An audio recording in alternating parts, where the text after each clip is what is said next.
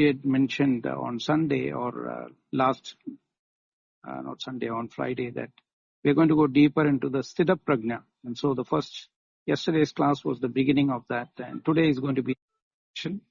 So the recommendation is for listening to the replays of the earlier session also. But today we are going to go deeper into Sthita Prajna.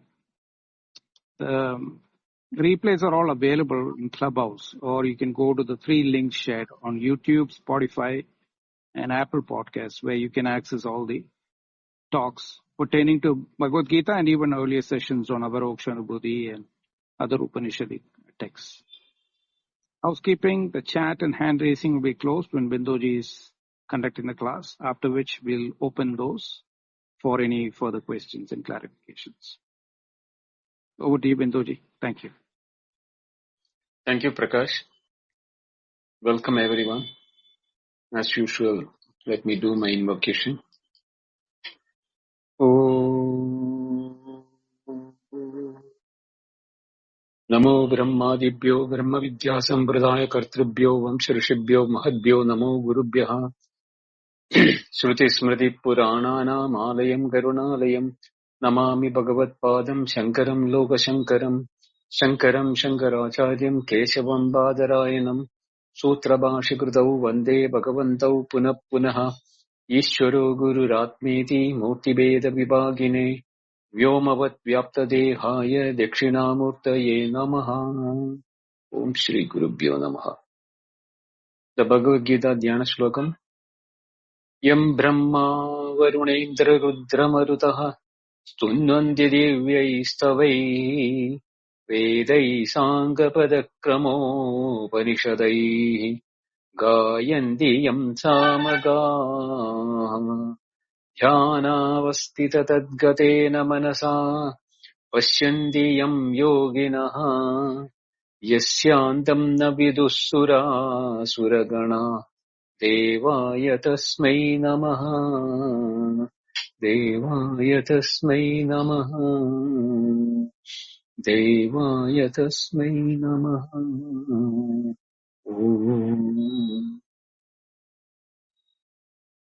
Yaha Sarvatra Anabhisneha Tat Prapya Shubhashubham Nabhinandadi Nadveshti Tasya Prajna Pratishtita. This is what we covered the last class. His prajna is firm or fixed, or he has a firm understanding. One who doesn't nabi nandadi nadveshti. One do not have any rejoicing and hatred. When sarvatra anabhisnehe tat prapya. Everywhere when he is without attachment or without affection, whatever comes, tat prapya, whatever is being achieved, whether it is shubha or ashubha, which is good or evil, in that case he has no rejoicing nor hatred towards anything. Such a person, yaha, tasya prajna pratishtitaha. His wisdom is established, or he is established in the wisdom. Continuing that, Krishna said that Yada samharate chayam kurmanganiva sarvashaha indriyani indriyartebhyaha tasya prajna pratishtita. Here also is again saying such a person's wisdom is fixed or determined, whose when yada samharate cha ayam kurma iva sarvashaha indriyani indriyebhyaha. When the sense organs from the sense objects samharate withdraws, his intellect or his prajna or his wisdom is fixed or determined. Like a tortoise withdrawing its limbs. This is what we started explaining in the last class. He withdraws all his sense organs from sense objects. When do he withdraw that? When he feels that the indulgence is detrimental for his state of being established in Brahman. Because this gives us two directions for us. One is as a sadhana, how to reach the state of wisdom or knowledge, or when our intellect is not perturbed by the ongoing things. The second view is that how did we become what we are today? There is a hidden answer in that also. We are Atma, but we don't feel that we are Atma. We feel we are the body, mind, intellect, and the sense organs and the complex of the world, enjoying or suffering from the world of objects. Why did we reach here? That is hidden in this sloka. When even an intelligent person, even he is established in the Atma Jnana, or the knowledge of the self, the projections of the waking, dream and deep sleep is a swabhava of what is consciousness or awareness. It has nothing to do with the change of nature of Atma or the self. But when we come to the waking, we are not knowing how to behave. We forgot it. This forgetfulness is what is called the avidya. Some people call it as maya. There is no maya because maya is anirvachaniya, which cannot be explained. But there is nothing which cannot be explained. The process is inexplicable, but why it has happened is very well hidden in this verse. When sense organs get in touch with the sense objects, this experience of knowing is taking place in us. And when the experience is taking place, we are identifying ourselves with the mind and the sense organs as it is we who are knowing. We do not know who is the one which is knowing. Only a place where knowing takes place can know things. If knowing can be taken place whenever there is sense organs and mind, we should be knowing everything that is happening in the deep sleep and dream also. Because waking, dream and deep sleep are the experiences.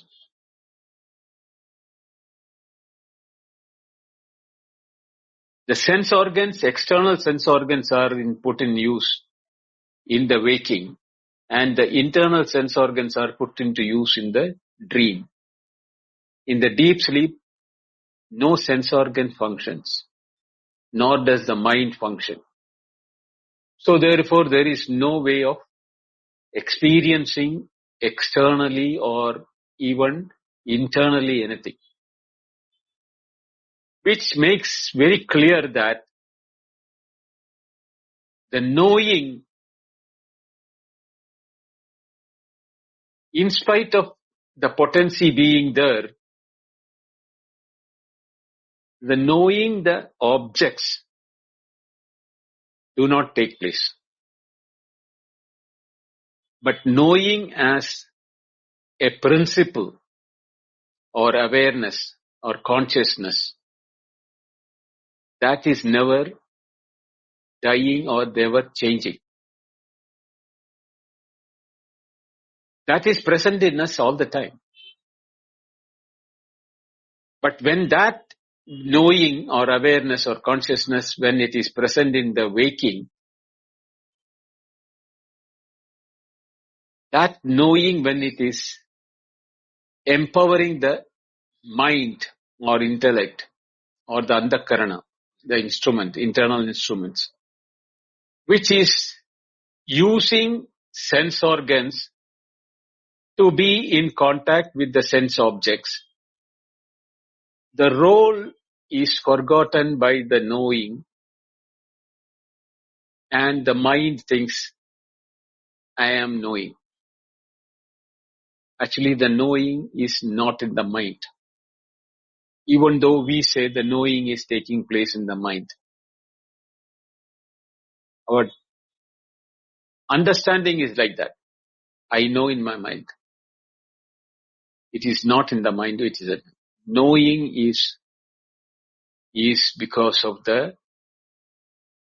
presence of awareness in us as our nature, which empowers the mind to know. While the knowing is all knowing, it has no limitation. It is eternal and infinite, present everywhere, all the time. The space and time is an idea of the waking. Therefore, we are saying that everywhere and every time. But what is knowing in the mind is controlled by the sense organs.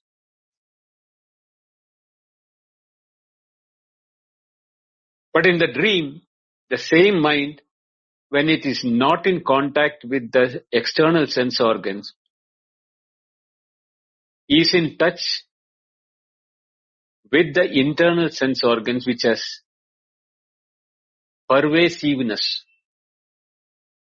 Time and space are different there. The waking time and space limitation doesn't apply there.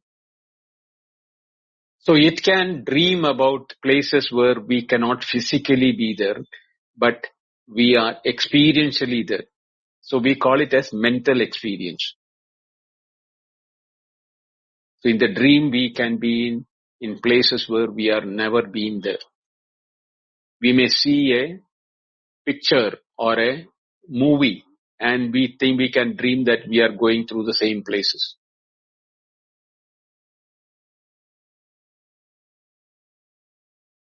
But the experience of waking and dream are identical, because it is the same awareness which is empowering the mind, whether it is in the waking or in the dream.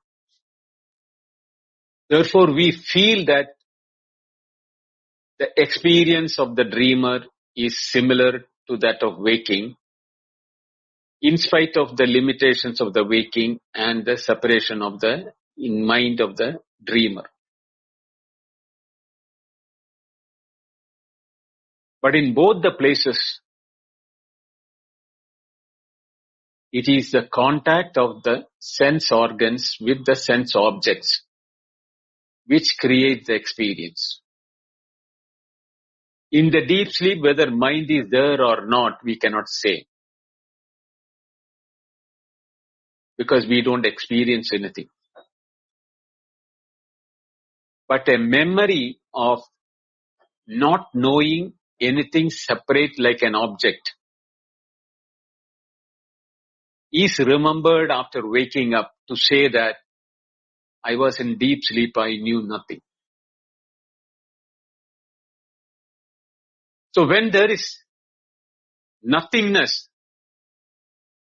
how nothingness can be known? Nothingness is shunyata.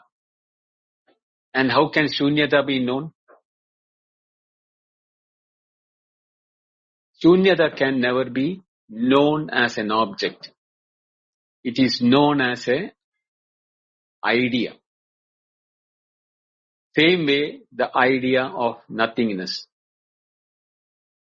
Therefore, we can say the idea of nothingness or the shunyata in the deep sleep is because the mind was present. Till now, we heard that mind was not present.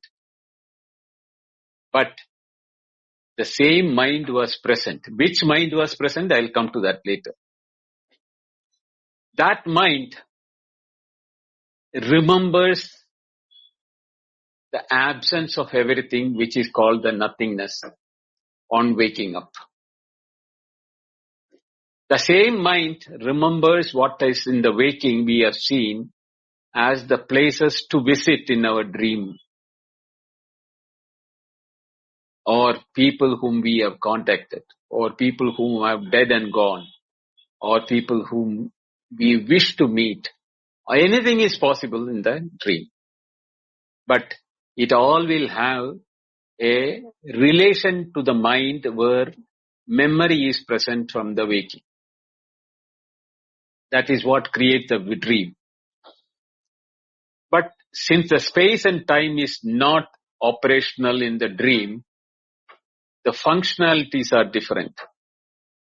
So we can travel places where we don't reach in a second, but in the dream we can reach in the very moment, next moment. We can dream about New York, and the next second we can dream about back in India. The travel is not restricted by the space or the time. So all this shows that the role of the sense organs and the objects of those respective sense organs. We have 5 sense organs: Shabda, Sparsha, Rasa, Rupa, Gandha. The seeing, touching, hearing, tasting, etc. Smelling. This is common with both waking and dream.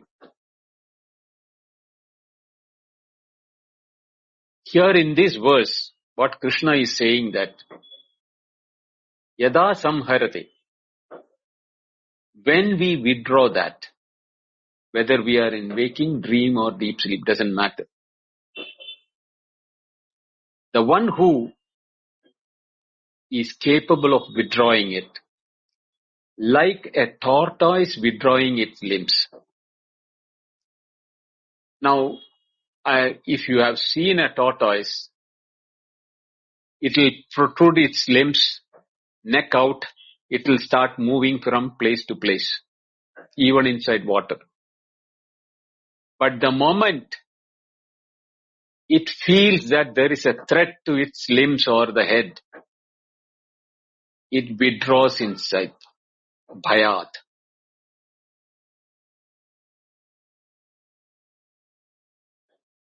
So, the sense organs in contact with the sense objects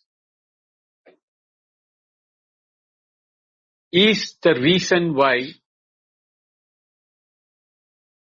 Krishna is advising that a man of prajna pradishtita, or is stabilized in the intellect, he can withdraw the sense organs like a tortoise from indulgence or from appropriation or from contact.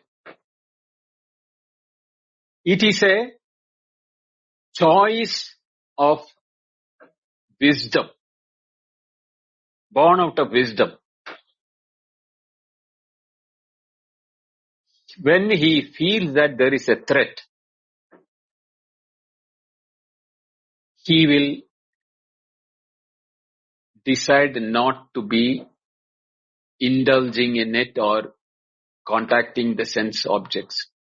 Even though his senses are available to him, what does he do is he turns them inward, avrita chakshu. He fixes his contact of sense organs with the self and experiencing the self or experiencing the tranquility or the peace within. Even when he is in a marketplace or in a place of, lot of disturbances or where it can be, made to get indulged in. This withdrawal is very, very tricky. It is not that you are shutting down the sense organs. You are not even abstaining from contacts. You are abstaining from indulgence. That abstinence of indulgence is powered by the wisdom which he has learned and established in himself as an unnecessary act of the sense organ. We may think that how can you do with the ears? How can we do with the eyes? When the eyes are open, we will naturally see it. But we know that when the eyes are open, it is falling on the object or the object, light from the object is falling into the eyes. Sometimes we do not see the objects or the person in front of us. That is not willful or choice of the man of intellect. It is a common to everyone. We may pass through a street, we may not see many things in the street. We may sit in a crowd and we may not be listening any sound at all because we will be in our own manogadan or in the mental travel. The external sound is there, but we don't hear them. So it's possible that these contact with the sense objects is withdrawn by putting a plug in the ears and closing out a blind on the eyes. No, not that way. He has mastered the skill when to use them and when to not use them. That is what is called the intellectual understanding of the nature of the self. And unless the self decides to lighten up, no sense organ can ever know anything as a sense object. Na tatra suryo bhadi na chandra tarakam nema vidyuto bhanti kutoyam agni tameva bandham anubhadi sarvam tasya bhasa sarvamidam vibhati. That mantra which we have learned it so many times. The sun, the moon, the lightning, the fire, everything is there to shine. But unless the self within decides to shine it, you don't see them. So only in the light of the self, everything is lit. This is what is the crux of this verse which we are saying. Let us look into what Shankaracharya has commented upon this. He has not much commented on this. Yada samharade samyak upasamharate cha ayam jnana nishtayam pravrittaha yatihi kurma angani iva yada kurmam bhayat swani angani upasamharati sarvashaha sarvataha evam jnana nishtaha indriyani indriyarthebhyaha sarva vishayebhyaha upasamharate. What does he say? When this person who is a renunciate, established in the steadfast pursuit of knowledge, who has some knowledge about it, withdraws completely, samyak upasamharate. Jnana nishtayam pravartayati, that is the one established in the steadfast pursuit of. He fully restrains, just as a tortoise out of fear withdraws its limbs on all sides, including its head, entirely. Similarly, this person who is established in the knowledge knows how to withdraw the senses from the sense objects, from all objects of sense, all the 5 sense objects. Asya prajna pratishta iti ukta artham vakyam. Only such a person is firmly whose wisdom is firmly established. Who withdraws the senses? Yatihi. He says that the ascetic, jnana nishtayam pravrittaha. He is not a beginner, not a one who is in a posture of samadhi or etc., but one already established in the pursuit of knowledge. He has established himself through the pursuit of knowledge. Thus, sense withdrawal here is not a preliminary discipline, but a natural expression of knowledge-oriented abidance.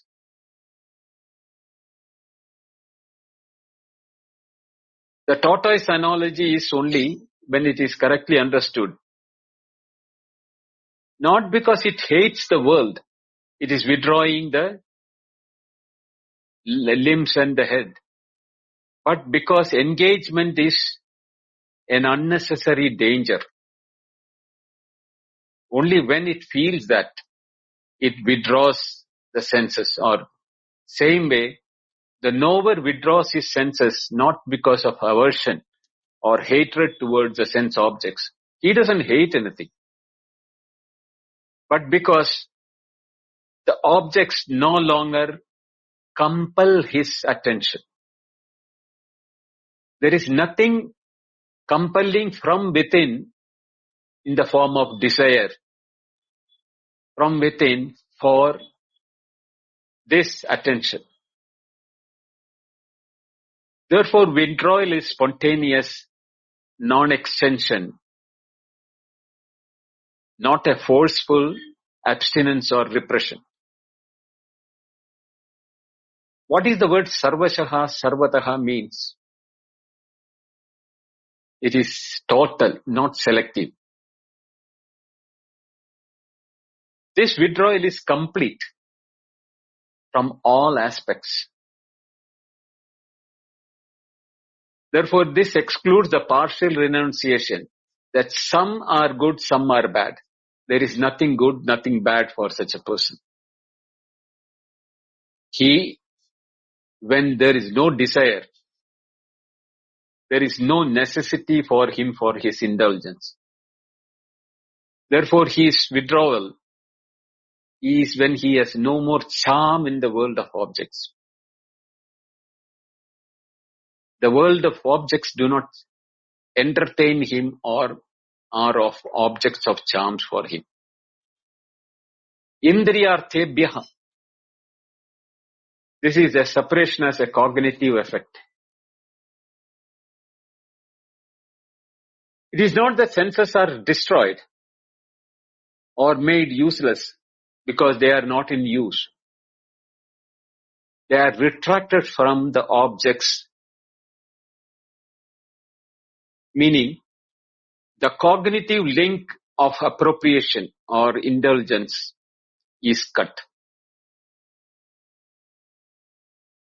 Perception may occur, but ownership and pursuit thereafter do not happen. That is the state of Sakshi. Perception is there, but there is no ownership that I am the Sakshi. Nor does that one who is I am the seer, I am the Bhoktru, I am the enjoyer. That pursuit also does not happen. Therefore, continued living is not banned or obstructed. And continued perception is also retained. The advantage of these two are that the absence of bondage. Such a man is free while living. He is called a Jivan Mukta. And he is also said his prajna is pratishtita. Sense restraint here is diagnostic, not a prescriptive one. It is not a prescription from the Bhagavan that you should not use your sense organs. No. The way in which it has to be engaged, Krishna has said in many verses before. Equanimity, sukha dukkhe samikritva labha labho jaya jayo, etc. Because desires has already ended for such a person. Because he doesn't see the need for desire. He is Atma Rama. He is engaged in his own self. Therefore, Raga Dvesha, which we discussed in the last class, has ended. There is neither desire to be engaged nor hatred towards anything. And such a person's wisdom is not a flickering like a lamp, but it is an established, permanent light. Asya bhasa sarvamidam vibhati. In the light of that wisdom is everything which is happening. So when the knowledge is firm and the senses do not feed but doesn't need the policing or any restrainment or restriction, abstinence, nothing like that. Even though the sense objects are in contact with the sense object or saying, they are not in invested position of contact.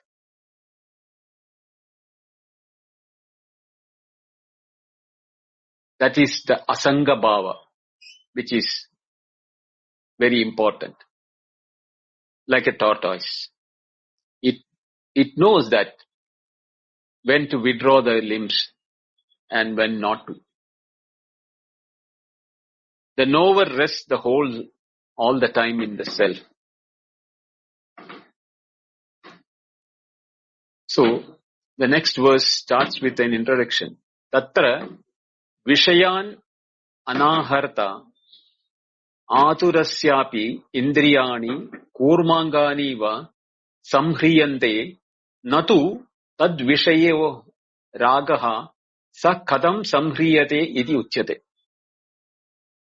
Therefore, for the one who does not feed the senses with the sense objects, the senses of the afflicted one still withdraw like the limbs of the tortoise. But how is this longing, raga, for the sense objects withdrawn?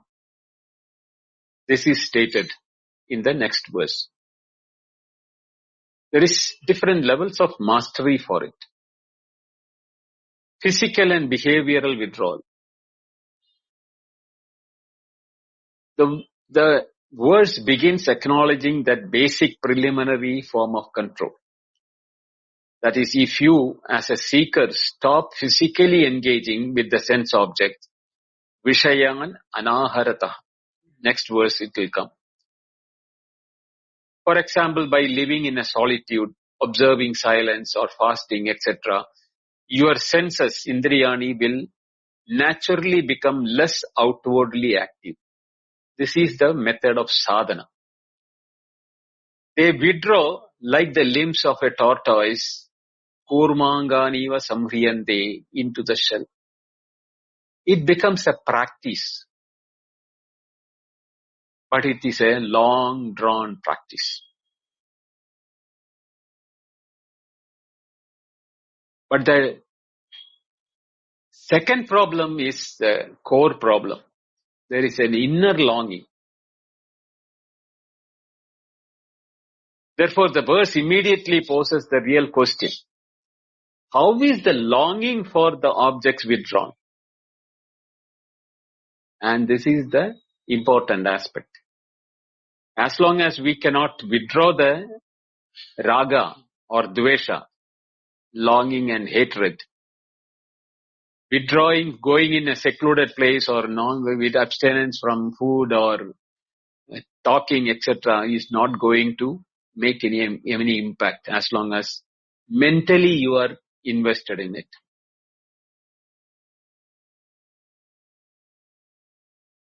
So we need to find the deeper solution. What is the withdrawal of the value which we impart for the objects of sense organs, which is feeding the desire and the hatred. So to the question of how raga is withdrawn or the indulgence is withdrawn, the next verse says the key is to stop feeding for longing. This does not mean suppressing by the thought. It means intelligent fasting from identification. When a thought for longing of an object arises, it will arise because mind will show its svabhava. The sense organs will show its svabhava. But the mind is disinvested in the identification or the desire aspect or the feeding of it or elaborating fantasies around it or even thinking that it is my essential need. Then you will see it as mere activity of the mind called vritti in the mind, but not as a command which will force the mind and the sense organs to get invested in the sense objects. So the real knowledge ultimately will become a self of knowledge only when the raga is withdrawn. When you clearly understand that I am the Atman, I am the nature of fullness, purnatva. Everything is stemming out of me. That limitless awareness of Atman will be the very basis where raga cannot stand. Because when you have a higher, the lower is discarded. Same way, why should you crave for something external which is limited and partial and having beginning and end, when having seen the truth, even the most desired object no more enthralls you.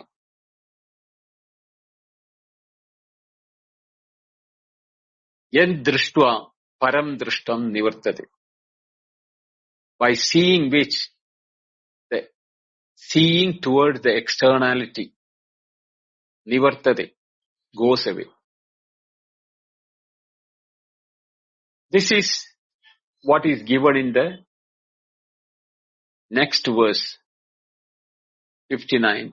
Vishaya vinivartande niraharasya dehinaha rasavarjam rasopyasya param drishtva nivartate. Vishayaha, objects of sense enjoyment. Vinivartande, practiced to be refrained from, as a verb. Niraharasya, which is here as negative restrictions. Ahara means indulgence. Nirahara means restrictions. Dehinaha, for the body. Rasavarjam, giving up the taste of what? Rasaha, the sense of enjoyment. Api, although there is asya param drishtva nivartate. His vision of the param, the supreme, is the reason why his engagement into the Vishayas are getting withdrawn. The objects of senses turn away from the abstainment man, leaving the longing behind, but his longing also turns away on seeing the Supreme. Why sense restrainment without knowledge is insufficient, and why right vision alone uproots desire is what Shankaracharya is going to explain in his commentary. Yadyapi vishayaha vishaya upalakshitani vishaya shabda vachani indriyani niraharasya anahriyamanaha vishayasya kashte tapasi stitasya murkasya api vinivartande dehinaha dehavataha rasavarjam rasaha ragaha vishayeshu yaha tam varjayitva. Although the objects, that is the sense denoted by the word objects, withdraw from a person who is without nourishment, who does not engage with the nourishment objects, who abides in severe austerity, even if he is ignorant, they withdraw from embodied being except for taste.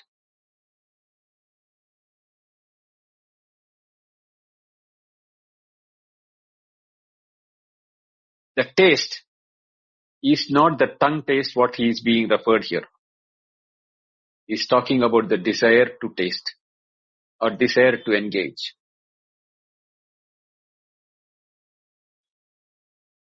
Rasa shabdaha rage prasiddhaha swarasena pravurtaha rasikaha rasajnaha ityadi darshanat. The rasa means attachment or desire for objects. The word rasa is well known in the sense of raga, attachment, as seen in expressions like one who acts according to his own taste is a connoisseur or rasika. Saha api rasaha ranjana rupaha sukshma asya yatehe param paramartha tattvam brahma drishtva upalabhya aham eva tat iti vartamanasya nivartate nirbhijam vishaya vijnanam nirbhijam vishaya vijnanam sampadyate iti artha. That very rasa or that desire, the subtle nature of attraction, which is in the mind, also withdraws for the renunciate or the man who is in the knowledge can withdraw only after seeing and realizing the supreme reality. Until then, it is a practice towards turning inward. And once it is abiding in the knowledge, I am alone, that is the Atma Rama, or the person who is engaged in the self is desiring about. Na asati samyak darshane rasasya uchchedaha. Then the cognition with regard to the objects becomes seedless, that is incapable of producing further bondage. This is the reason why knowledge alone can set you free.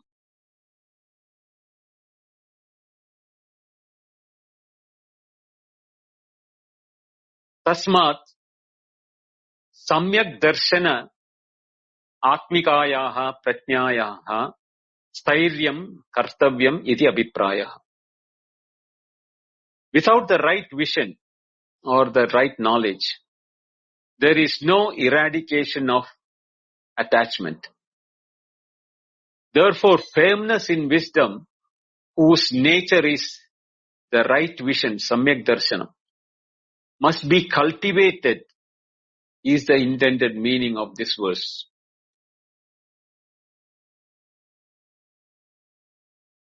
So there's some thought that why does desire return and restraint? After restraint, how does it finally end? These two are the topics which have been covered in this verse. The external withdrawal is not the freedom ultimate. There is a limited truth.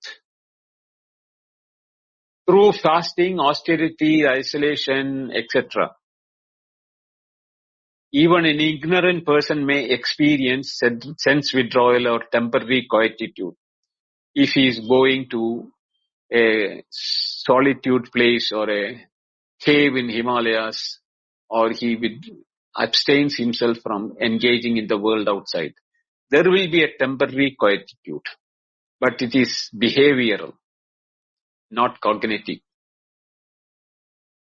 Hence, that is the one way of objects discontinuation or withdrawal of objects. But the attachment remains. The attachment is called the rasa in this verse. It is a subtle residue. Subtle residue means it is present in the mind, not in the sense organs. And it is subtle in the sense that even though physically you are away from the contact of the sense objects, it is a craving within or the desire within. It is a latent liking, like a seed which is about to germinate. And it is called the seed of attraction. It can survive discipline, pain and repression, austerity, etc. That is why suppressed desire returns stronger.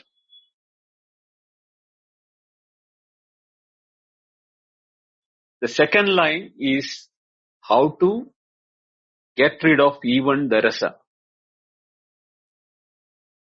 Knowledge alone can uproot rasa, desires.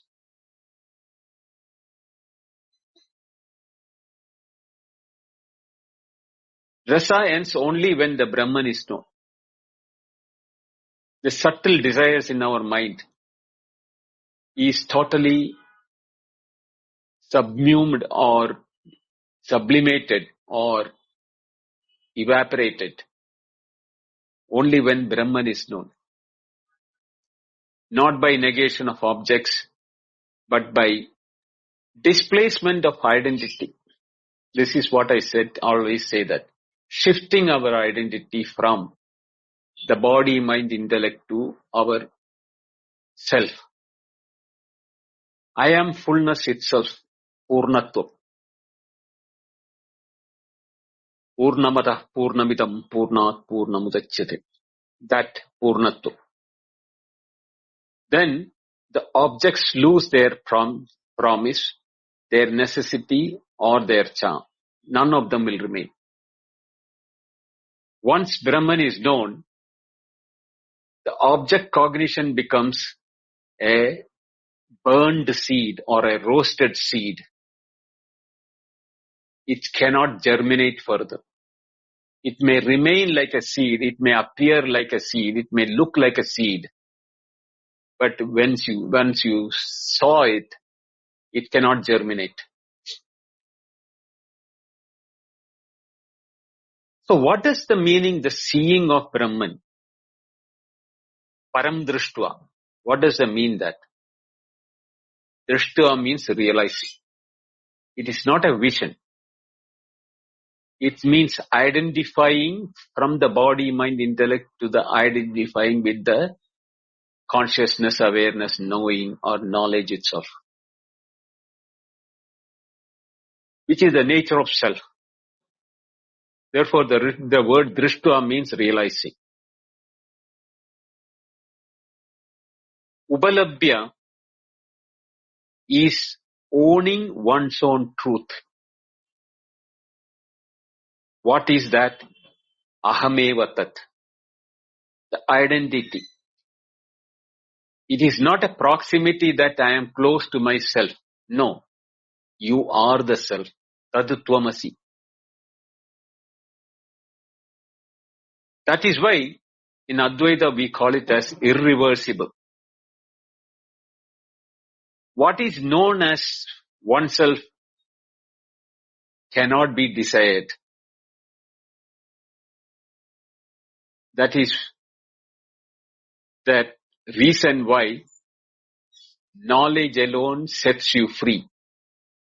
The absolute freedom or the mukti is only due to knowledge. You cannot shift the identity from the body, mind, intellects to the self unless you know what is self. And you need to know what is the self when you know what you are not. You don't have to know yourself at that time. You cannot know the self as what, but you can know self only by becoming what Brahman is or Atma is.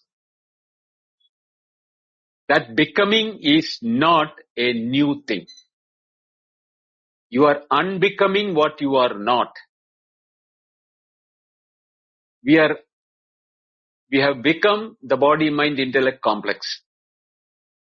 So when we unbecome that body, mind, intellect complex, we remain in our true nature, which is the Antarjyoti, Atma, Self, Brahman, whatever name you want to call it as, consciousness, awareness or knowledge or knowing or being. These are all terminologies which are not really the nature of self. It is much beyond that. All these words, when used from the intellectual or mental level, are restrictive in nature. They have got limited applications. But Purnatvam, completeness or the fullness, you can never know unless you remove all limitations.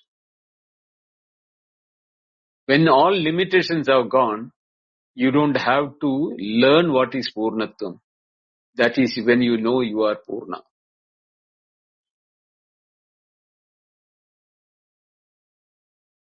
Shankara is saying that do not be obsessed with sense control.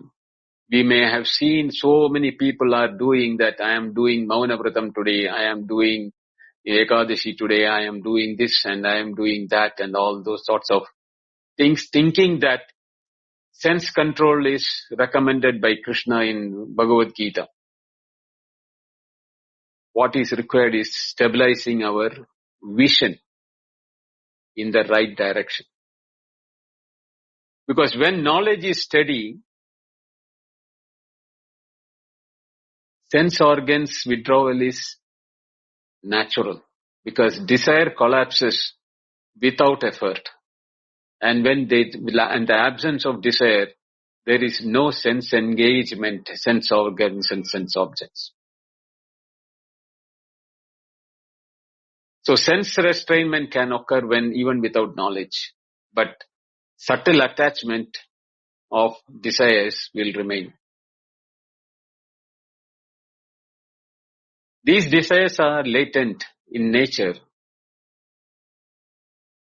not like the gross craving when our sense organs are engaged in the world. It can end only when the realization takes place as Atma or Brahman. And that knowledge of Atman and Brahman makes the object cognition seedless or nirbija. That knowledge gives us the right vision, without which desires cannot be eradicated. Therefore, steadiness in true knowledge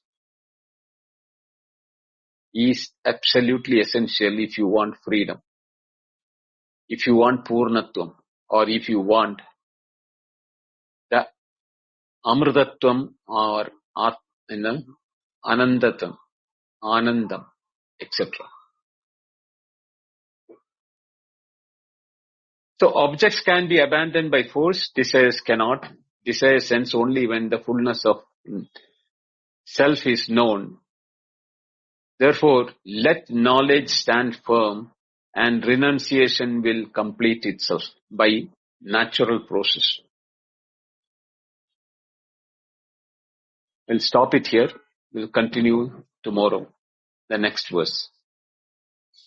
Om Purnamada Purnamidam Purnat Purnamudachyate Purnasya Purnamadaya Purnameva Vasishyate. Om Shanti Shanti Shanti. Harihi Om Shri Gurubhyo Namaha. Harihi Om. Thank you. Dhanyawada.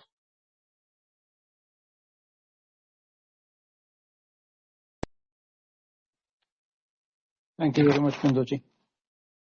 I'm opening the chat and hand raising. If there's any follow-up questions or discussions.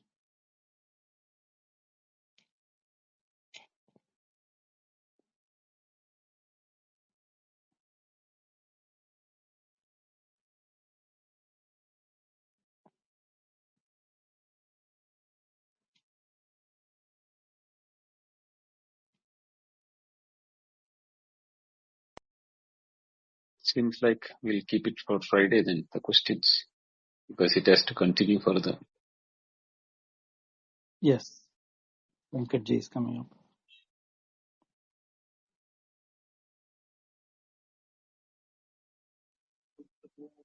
Namaste, Venkat. Hi. I think I'll let Jay continue and then follow up. Okay, Jay, go ahead.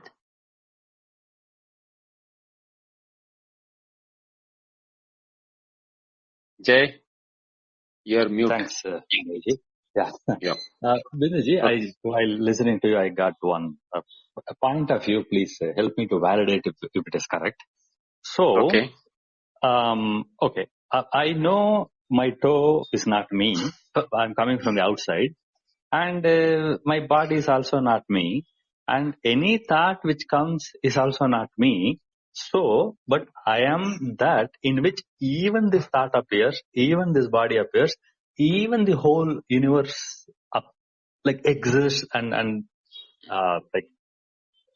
because of so if I go back, then because of that real me only, I mean, I can't put it as a me, but because of that reality is my real reality, and that is what contains the whole universe.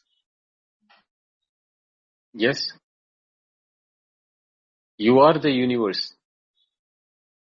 Sarvam khalu idam Brahma. Neha nanasti kinchana. This is what the reality. That is the knowledge of the self. You are not knowing you as an individual anymore. The knowledge of Brahman or self is that you are Purna in the sense everything is not separate from you.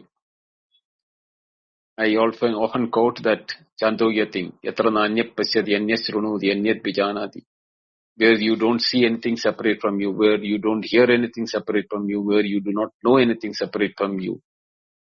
Sabhumaha. Bhuma brings Brahma. Right? Okay, Vimji, but somehow the autobiography has come into existence. Like this is personality, this is my birth and growing and all those things. But so in the mind, like in the human mind, this autobiography historical has come till retirement, we think.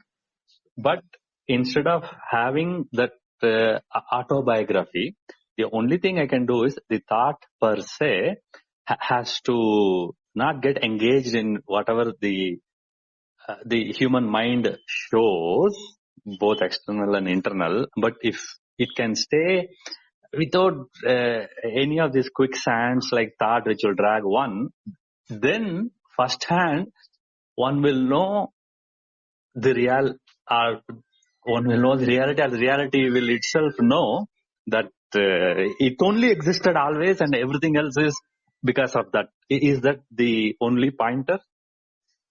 Yeah, that is the pointer. Imagine like, I had told this example before also. When you are driving a four-wheeler, you think that you have to maneuver it to the size of the four-wheeler. But when you are on a two-wheeler, you will reduce that size of the four-wheeler maneuverability to the requirement of the two-wheeler. Same way, from that Brahman Atman, which is the entire universe or everything in the world, when we associated in our mind, we reduced our Purnatvam to Jivatvam, individuality. And then we started thinking that we are the thing. We forgot that we came from there, or we are that. And because I am using my mind, I am thinking I am an individual. But when we know that even the mind is an object which is known, I cannot be saying that I am limited by the mind. That is where the shifting I told, no? The shifting from the body-mind complex to the self, the all-knowing self. When it happens, that is the time when you know that all these, even the individuality, the mind, the world, the body, the waker, the dreamer, deep sleeper, everything is in that knowledge of the self. It is that which is itself appearing as the mind, as the body, as the sense organs or the sense objects and everything. When they were all withdrawn, Kurmanganiva, withdrawn, we went into deep sleep. Neither waker nor dreamer or the world of waker, where the dreamer world, nothing was existing. All of them collapsed into that when we call that nothingness. Because the mind is used to somethingness. The somethingness, when it is absent, we call it as nothingness. And this mind also is scared to go towards nothingness, because mind per se is very adamant. It wants to go to somethingness only because of its nature. So it is scared of going towards this abyss or nothingness, and that fear is unfounded. Yeah, that is what Gaudapada said, no? Abhaye Bayadarshinaha. In the absolute freedom, people are scared to go there. That fullness is scary because you want to be limited in the limited desire and happiness. But if you are told that it is just like you have a hill of sugar, you will fear that, oh, how can I eat all those things? I can't. So you'll take a pinch of that, put it in the mouth and be happy about it. Right? Thank you.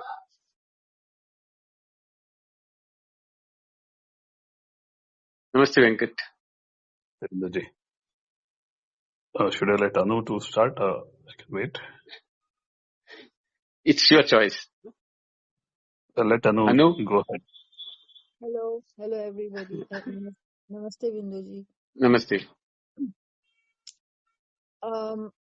So basically nothingness is the real mover shaker, which is running the show. You don't call it as nothingness. You call it as everythingness. Okay. So that shlok which you start with, what does it mean? And the one which you end the session with, what is the meaning of both these shlokas? The invocation and the Purnamada. Yeah. Oh, that invocation, I don't think I have explained it. I can do that. In tomorrow's class, I'll do that. Okay. Okay. And Purnamada, I have taken very detailed discussion. But if you can go to Ishavasya Upanishad, listen to that. The beginning itself is the discussing Purnamada, Purnamidam. Okay, just summarize. If it's possible to just summarize it, just like. You want everything in a capsule, no? Anu? Yeah. Yeah. You want a synopsis. You want a capsule of Purnamada. Huh? Yeah, short and sweet. Purnamada, Purnamidam. It is completeness there. It is completeness here. Purnat Purnamudachyate. It is from the completeness can come. Only completeness can give rise to completeness. Purnasya Purnamadaya. If you take completeness from the completeness, still completeness will remain. Purnameva Vashishyate. That means the infinite can never be transacted with, or the completeness can never be transacted. In another terms, you can say. Okay?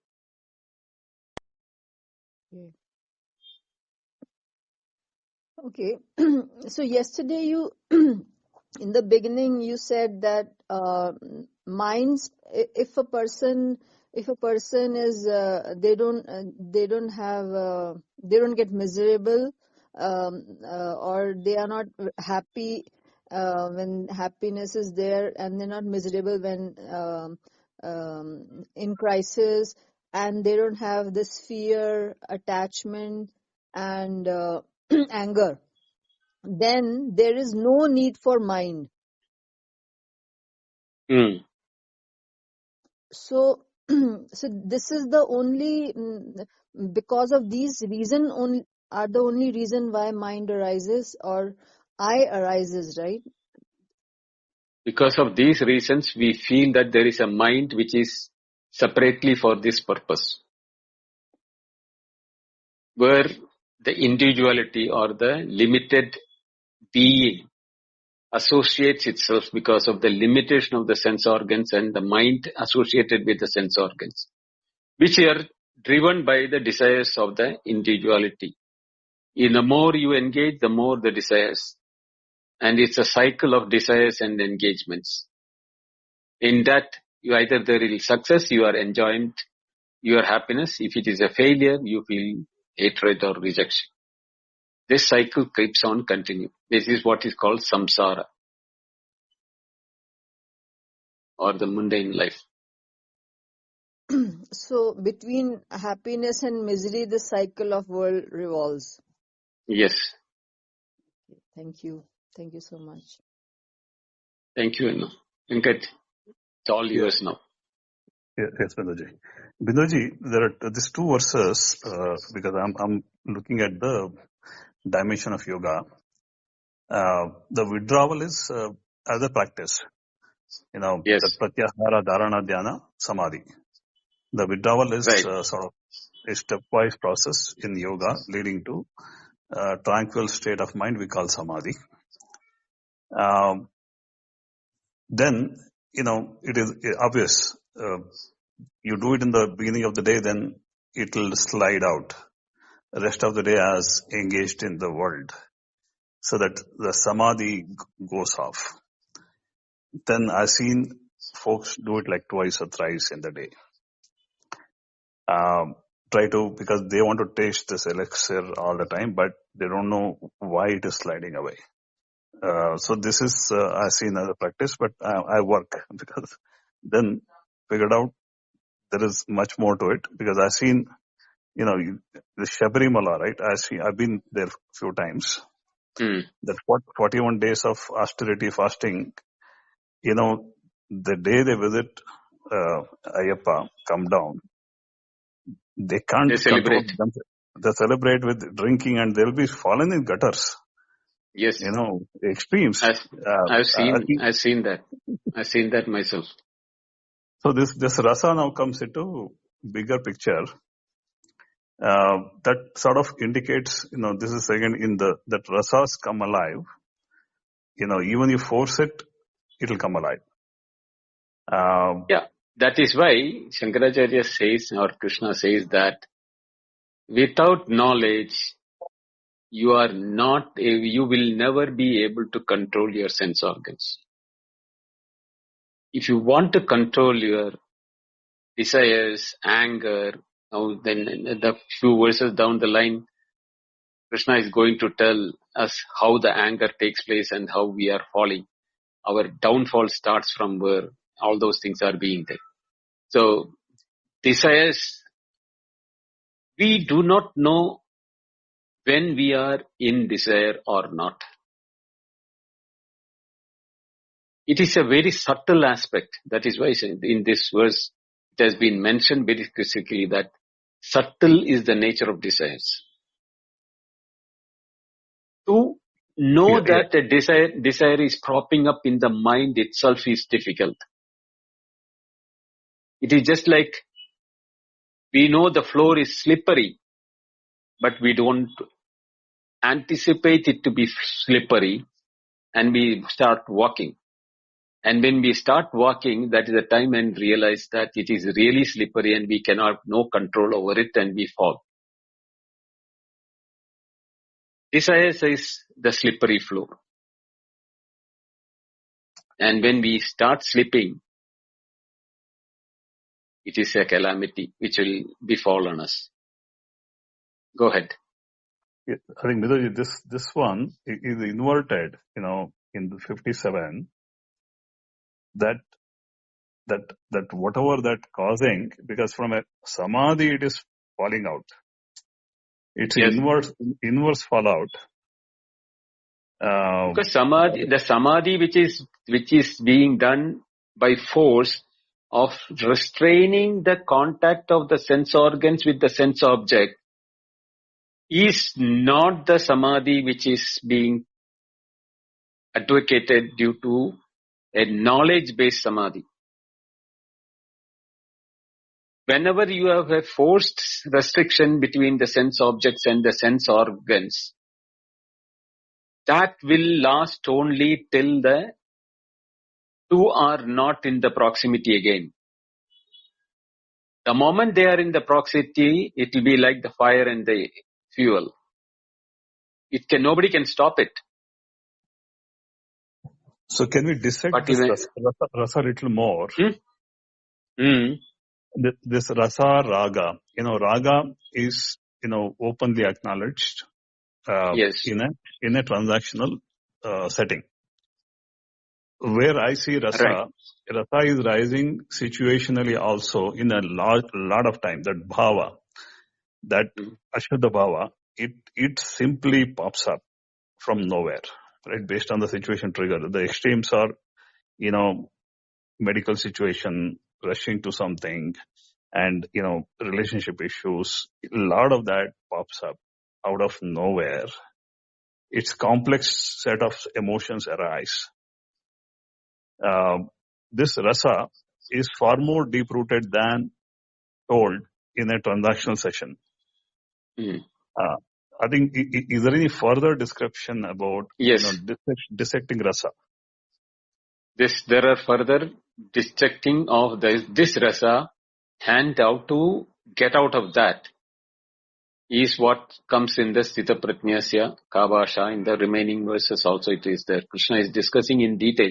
He has actually given a prescription in such a clear terms that if we can follow it by utmost sincerity and adherence to his advice, the result will be here and now. Such clarity no guru can talk except Jagat Guru like Krishna. Because any guru who is talking may not remember to tell everything what is required. But Krishna never forgets even one item. That is why he has spent 17 verses of the second chapter only in that. We have done only 55, 56, 57 and 58 and 59. Just 5 verses. Now in the remaining 12 verses we have to discuss it further. So you will see much more things coming up in the verses to come.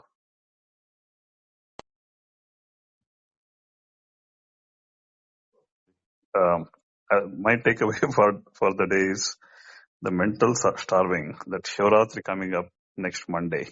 So this is a good word actually. It is taken typically as starving the body of the food. In reality, it's mental starving also. So Yes. thanks for that. Binduji, I Thank you, Venkat. wanted to ask something like about the introduction and the closing shloka translation you gave. So if linked to that also could be given in the description, or just in one compilation introduction, it will be beneficial, because I forgot with what you told me actually, so I wanted to check what you said. You Where is just the just go to this YouTube or Spotify or Apple Podcast, whichever one is you are using it. Look for Ishavasya Upanishad. okay. That's great. If I was saying that if just that mention about it is in the description, and it might be useful for others also to check actually. But it's okay. I'll check. So now my second question is, like, even knowing that you are this entirety, this self, still the identity also doesn't go so easily. So is still there. So what happened is that in crisis, I am Anu, and then for finding peace, I go to this self, this entirety, and it immediately, it's like a it's like a band-aid, and then again to identity, and this to and fro keeps happening. There is So no to and fro, Anu. When you are everything, where will you to and fro? But identity is also there. No, that identity will be collapsing. Identity is because of the desires.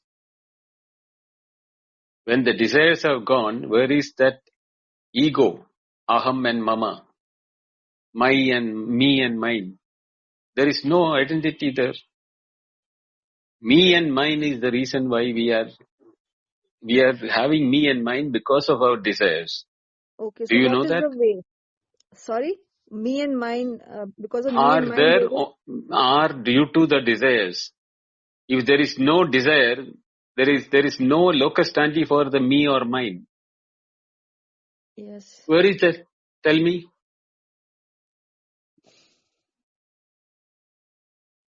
So what is to be needed for that? Just understanding, just finding out who is it having these desires or aversions, and then basically coming what Raman Maharishi said, who is having these desires and craving, and then dissolving that to entirety, and this is the process to be followed. That is the process as you think that you are separate. Sorry? The moment you know the knowledge, you have fixed the knowledge or convinced with the knowledge that you are not the body, mind, intellect, you are the Atma, then there is nothing else to be done.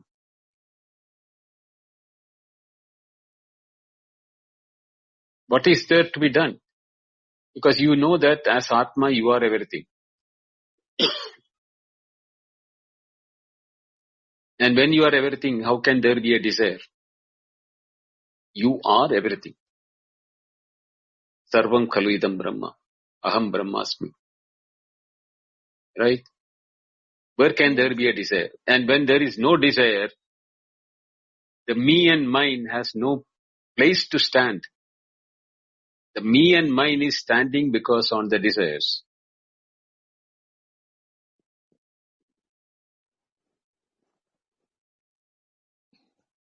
So once this understanding that you are this entirety is clear, so gradually this identity will fall, or it will just follow just like that, on 1 It second. is yugapat, like a snapping of the finger.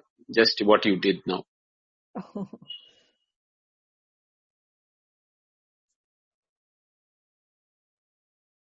Adya iha is the word used in Sanskrit. Here and now. Yugapat is the Sanskrit word for it. Instantaneous. Because even time is gone at that time. To tell instantaneous. Time is also not there. So what is the process to that complete understanding? That we have to listen to the remaining slokas to understand the step-by-step process which Krishna will give to us. Okay, so by end of it, I'll be enlightened, right? If you follow that to the T, you have to be.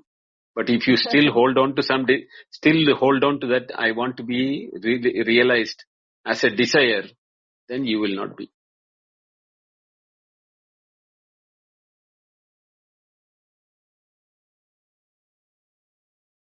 Okay. Thank you. Thank you so much. Appreciate a lot Thank you. for your dedication. Yes.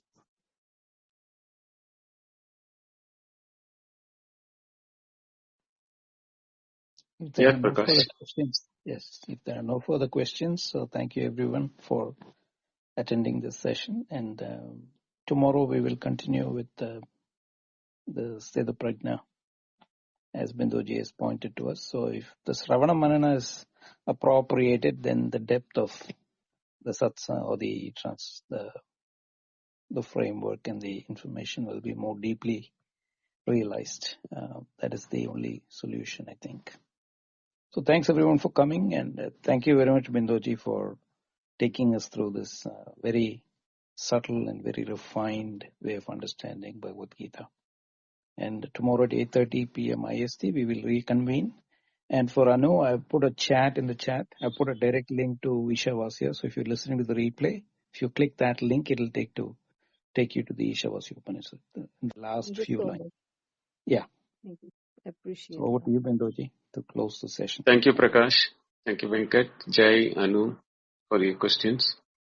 We'll not see you tomorrow, same time. Hari Om. Good night. Good night, Balaji.